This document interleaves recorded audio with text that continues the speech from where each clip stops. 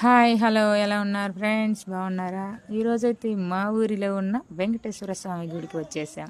మా ఊరి వెంకటేశ్వర స్వామి గుడి ఎలా ఉందో చూసేయండి ఫ్రెండ్స్. తిరుమల వాసా